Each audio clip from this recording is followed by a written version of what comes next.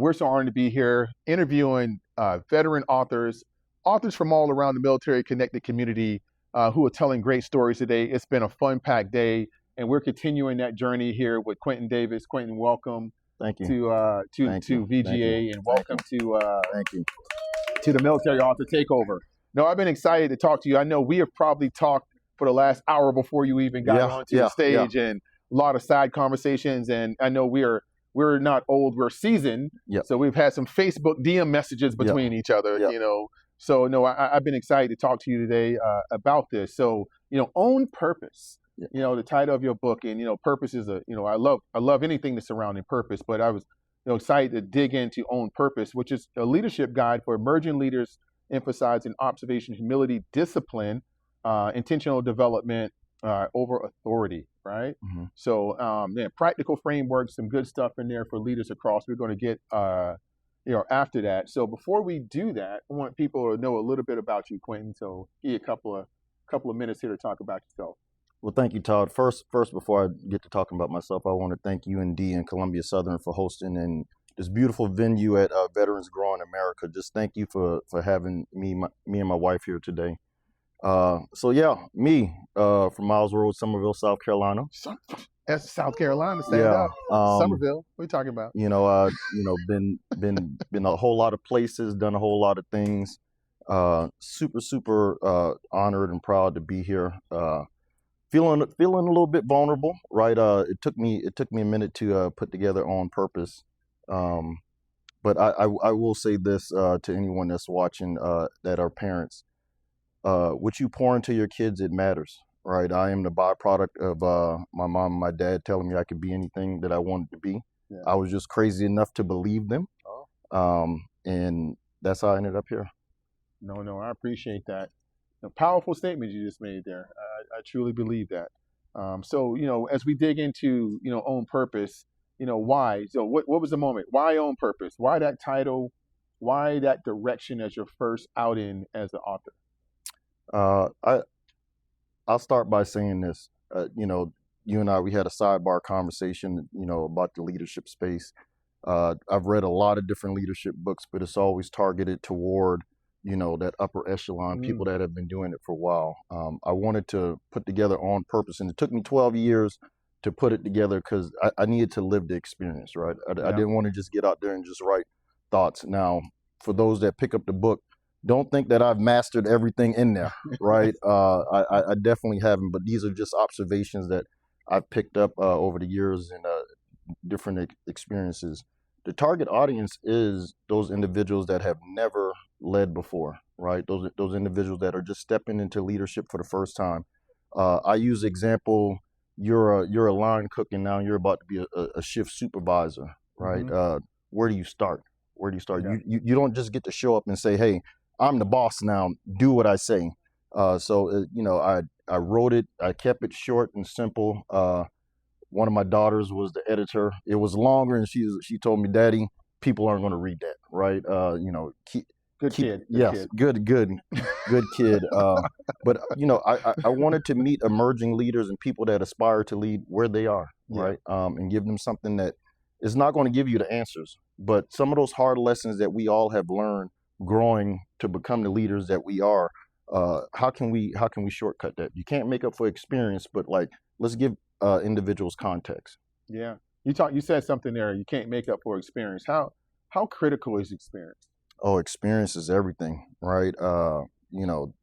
Someone can give you a playbook and it's very detailed, but if you don't have experience and you haven't got those bumps and bruises and fell down and got back up, you can't some things you just have to go through. Yeah, I think timing is very important. And time and experience in these things, I think you can probably look back, and if I ask you a question, could you write this book 15 years ago with the same impact today? Absolutely not. Right, and I heard you talk about being a line cook, and now you're the shift supervisor. So you go into talking about this philosophy of the 3 L's. Talk to us a little bit about that. Yeah, so that's one of the things that I'm super proud of, and that's not just for emerging leaders. That's for leaders across the board, right? Look longer, listen harder, and learn continuously, right? Just give yourself a chance to just stop and just look longer. You're going to see things that you probably would not have seen if you were just, oh, hey, I'm always on the go, I'm always on the move. Listen. When I say listen harder, like, don't just listen to what someone's saying. Listen to what they're not saying. Listen to how they're saying it, and learn. Man, you got to learn continuously. You can't just there's no destination when it comes to education, experience, just life in general, right? You got to learn each and every day. What's the best environment for you for that? What's the best environment for you? Everybody, so not to get too detailed in everybody's life in here, but my best ideas come from two places. The shower and the cigar bar. Okay. Two completely way opposite sides of the spectrum there, but I know. But the two places that the greatest ideas come from for me is shower, cigar bar. For me, the two places are after I've experienced, something just super, super traumatic at work, right? You got to break some bad news to someone. You got to, talk about some things that to your core, it bothers you, right? So I'm a very, very reflective thinker. So that's one space, going through hard times. The other space is, I have this group text with my business partners, Thomas Wigington and Robert Rivers. We're building, we're starting from the ground up, building our own business, right? So, we spitball all kind of ideas, and it's always encouraging. And then it's one of those, we have those moments when like, no, that ain't it, right? So just being in that space and just having someone else that you can bounce those ideas off of. Yeah, who are you in the group? That's a good question. I think I am the one in the group that is, we were texting about it last night. We all came together for a different reason. Yeah. For me, I want to get out there and do something. Like, this is my first time as an adult, right? Because I worked before joining the military, but as an adult, building something with my bare hands, right? Okay. We talk about writing books and leaving that legacy. You mentioned earlier that these books, these words that we share with individuals, they're going to be here for 1,000 years, right?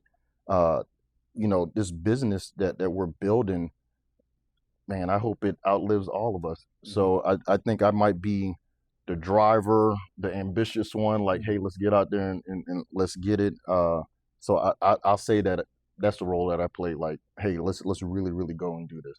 Awesome.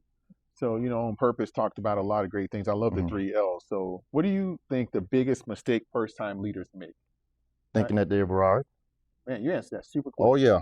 I was because we've seen it time and time again, right? Hey, you're the manager, you're the leader, you're this, whatever the title is, and then you walk in the first day and then you think, hey, you got to do what I say. It doesn't work like that. Yeah, it doesn't work like that. I talk about it in On Purpose. You're only going to be as good as the team that you're surrounded by. And you got to do that by earning their trust, respect, and loyalty. And you got to do it with your energy, your attitude, being real, your authentic self, because you can't fake who you are in today's world. Social media it will not let you live. And then the most important part, taking the time to notice. Yeah. Noticing those things, right? Because everyone isn't going to be motivated the same way. Some people, they like the awards. Some people like, a text message. Some people just like for you to make eye contact with them and let them know, like, hey, I see you and thank you. Yeah. Connect listening to purpose for me. And why is listening so people say listening is not underrated, but I believe that when people say, man, it's such an important skill, the first question I ask people who say, always talking about, you need to listen first. I say, well, do you listen? Because listening is something that's so critical, but you have to be actively engaged, actively listening. It's not just something about hearing like, oh, I heard what you said. You have to really take the time, which you started the conversation with, is that time and that reflective moment.